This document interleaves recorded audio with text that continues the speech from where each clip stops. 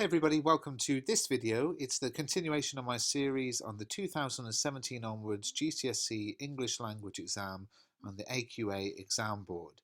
We're looking at paper 1 question 5, and what I'm doing is I'm trying to break down the mark scheme and what it says you need to demonstrate to get the highest marks and how that's different to what you need to demonstrate to get the lower marks, because of course everybody is now taking this one paper. There's no higher tier, there's no foundation tier, and with that you get the idea that there needs to be such a variety in potential answers, and we need to look at what that means. So with question 5, as you know, it's the writing section of paper 1.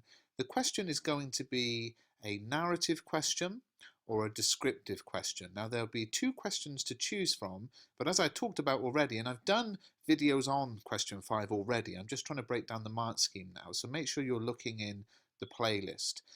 As I've already talked about, it might be that there's a narrative question and a descriptive question, but there may well be 2 narrative questions or 2 descriptive questions.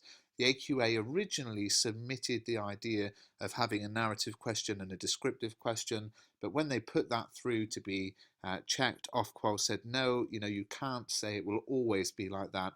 There needs to be some option of fluidity and it being able to change. So it could be that you have to do a narrative, it could be that you have to do a descriptive, or it could be that you choose one of the 2. Now, in the highest band of the mark scheme, it's quite interesting what it talks about in this question.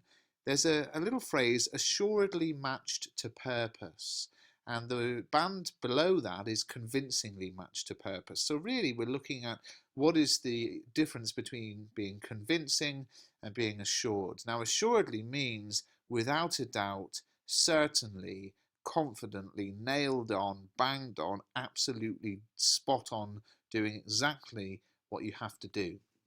So what we have to think about in this question is how can you make sure that everything you write matches the purpose of the question. And of course the purpose of the question is going to be either descriptive or narrative. Now, in my ebook available at mrbrough.com for £3.99, it's Mr. Brough's Guide to GCSE English Language, also available on Amazon. I go through sample questions, sample answers, tips, tricks, good ideas. That's not what I'm going to do in this video. All I'm doing in this video is looking at how do you make sure you're assuredly matched to purpose. You're absolutely spot on, without a doubt, matched to purpose if the question is descriptive or narrative. For me, as a teacher, it seems quite simple, the difference between descriptive and narrative. Narrative is about writing a story and having a sort of a plot and an event, basically something happening that you're writing about. And descriptive is just painting a picture with words to describe a scene or a moment or whatever it is.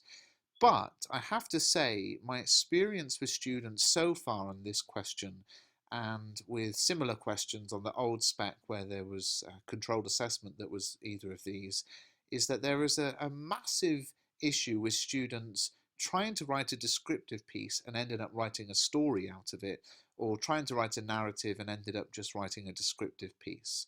And to be assuredly matched to purpose, you've got to make sure that if you're writing a narrative, everything you write is a narrative piece. Everything is matched to the purpose of writing a narrative.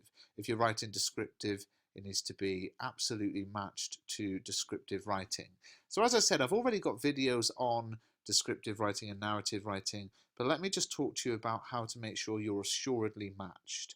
So one of the things you can do with narrative writing is you can follow a structure that is specifically set on narrative writing. Now, one approach to that, and as we see that the description of narrative, the definition of narrative, and I like number 3 really, the art, technique or process of telling a story.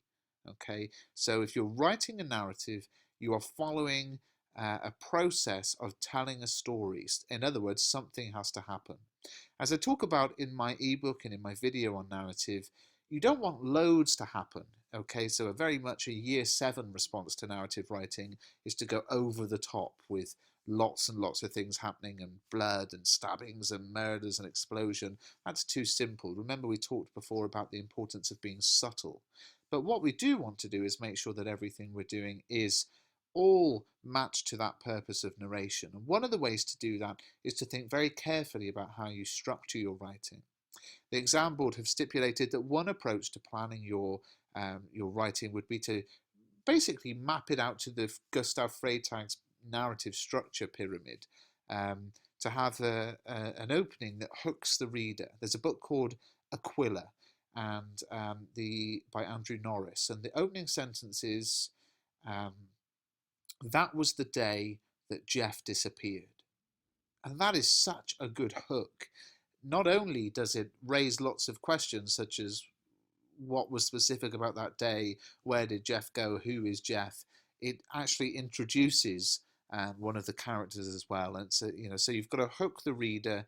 Then, you want to establish the setting and describe so the reader can actually picture where this is taking place, perhaps introduce the characters. Then there's this rising action. An event takes place that starts the motion of the story, building up the tension, arriving at this climax, the sharp point of the story, the big moment, and then winding down to the resolution, the denouement, which could be an open-ended, it doesn't all have to sort of tie together nicely, could be happy ending, could be sad ending. But the key thing is, if you're writing a narrative piece, it has to have a structure. Okay, it has to be going somewhere. And as I said, the exam board have said, one of the ways of doing that is through this kind of approach, which even at primary school, my children who are 7 and 8, they do the story mountain or the story pyramid. This idea of a story being told and something happening. Now, descriptive writing is slightly different. I like descriptive writing, but essentially, descriptive writing is not a narrative.